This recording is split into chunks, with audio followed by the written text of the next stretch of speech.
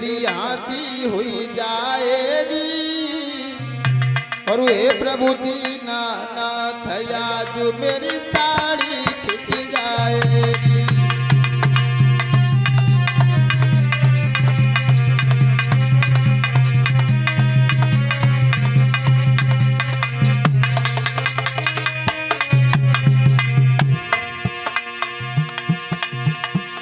द्रौपदी कहने लगी है, भीष्म पितामह की ओर इशारा किया है, इस समाज के भीतर सभा के अंदर मेरी लाज चली गई, मेरे पास क्या बचेगा।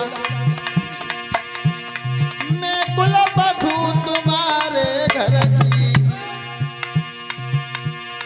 मैं कुलवधू तुम्हारे घर की, मेरी हंसी न करवाओ, मोहे दासी ले हो बनाई मगर नंगी मत करवाओ।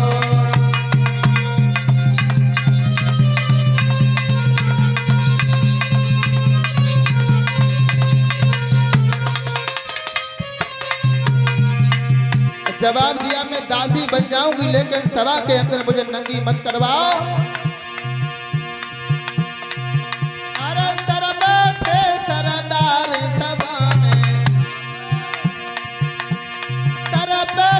सरदार सभा में, अरे मर्यादा मिट जाएगी। हे प्रभु दीनानाथ आज मेरी साड़ी खिंच जाएगी।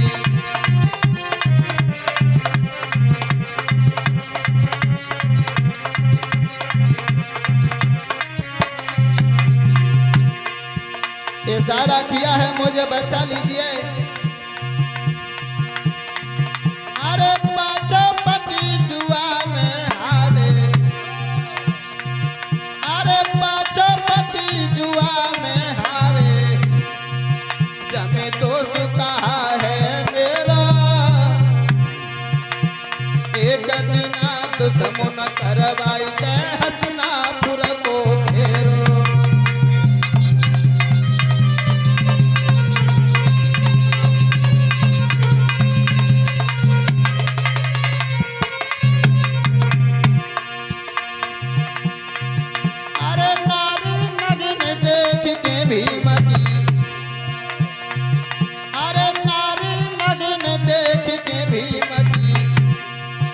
अरे छाती फट जाएगी।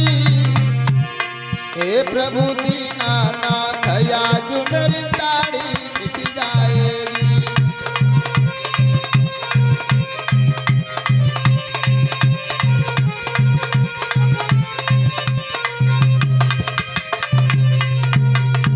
आज मेरे भक्तों, द्रौपदी ने आंस की है कि भीष्म पितामह रोकेंगे।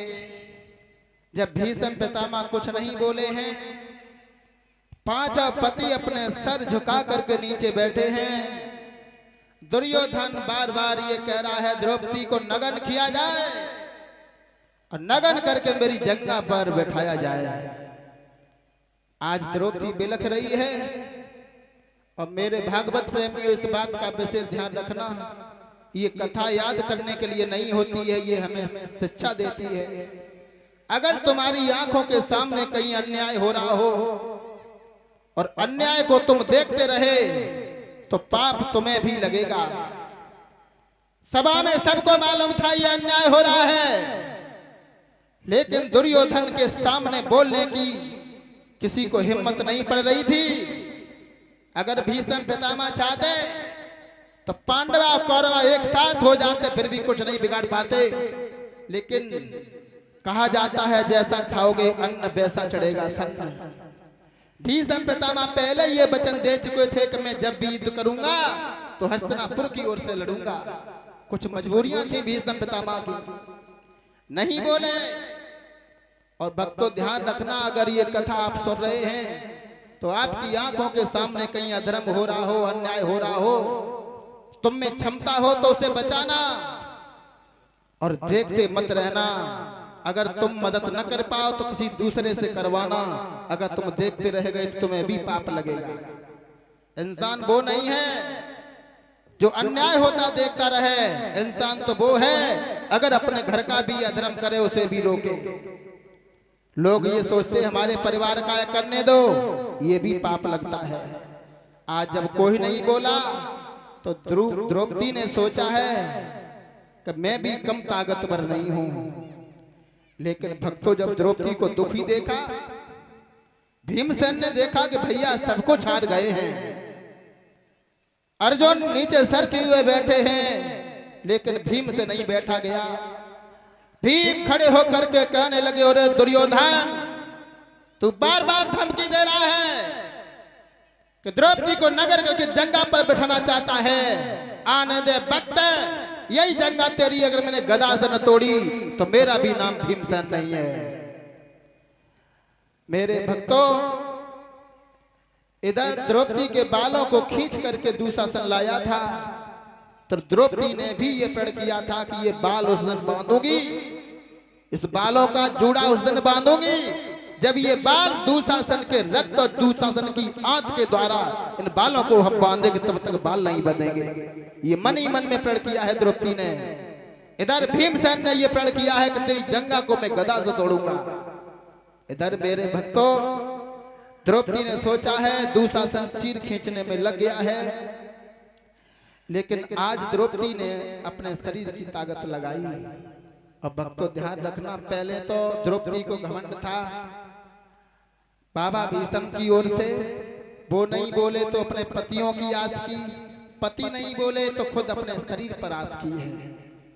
और मेरे भक्तों ध्यान रखना, प्रभु तब तुम्हारे करीब आता है जब दुनिया के सभी सारे छूट जाते हैं। अगर किसी के घर में कोई मरीज हो, लोग अपना खेत बेच देते हैं, प्लॉट बेच करके उसे आगरा भर्ती कराते हैं।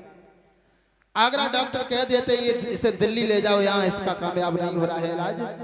और दिल्ली से जब डॉक्टर मना करता है कब से जो कुछ खवाओ तो खवा लो, अब बचेंगे नहीं, लौट करके घर पे लाते हैं, तब परमात्मा से प्रार्थना करते हैं, दीन बंधु अब तुम इन्हें बचा लो। भगवान कहते हैं जब तक तुझे घमंड रहा तूने नाम नहीं लिया, और जब प्राण खींचने लगे हैं पैरों की ओर से तब हम क्या करें। अब तो भक्तों ध्यान रखना, इंसान बहुत चालाक बनता है लेकिन बन नहीं पाता है। दुख में सुमरण सब करें, सुख में करे न कोई, और जो सुख में सुमरण करो तो काहे को दुख होए। जो इंसान के पास जरा सा पैसा हो गया है तो घमंड हो जाता है, भगवान को भूल जाते हैं। देखा ये गया है कि जो काम बन जाए, किसने किया? मैंने किया। लड़का फौज में लग जाए, मेडिकल में थोड़ी बहुत रुपया पहुंच जाए तो रिश्तेदारी में फोन करेंगे, हेलो हमने अपनी से को लगवाए दो, फौज में भर्ती कराए दो, हमने ठीक है लगवा दिया तुमने।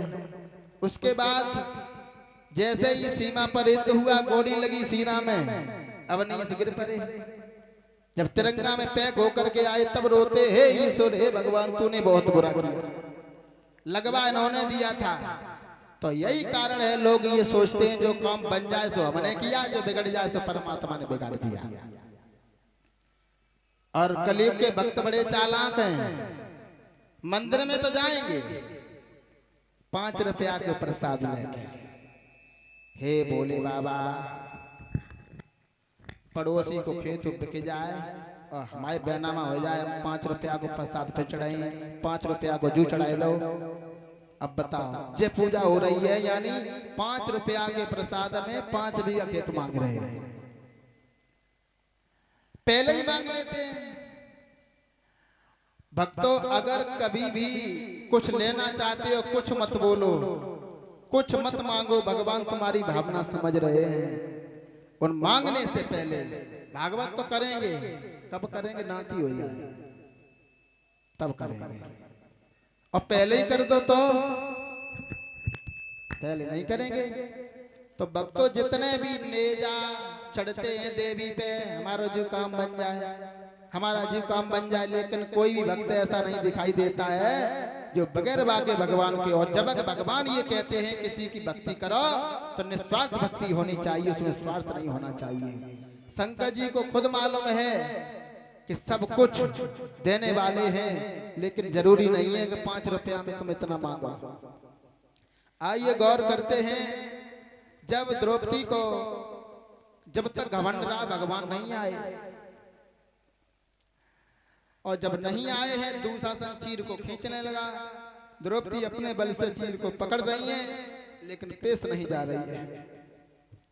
उसी समय मेरे भक्तों द्रौपदी ने मन में सोचा है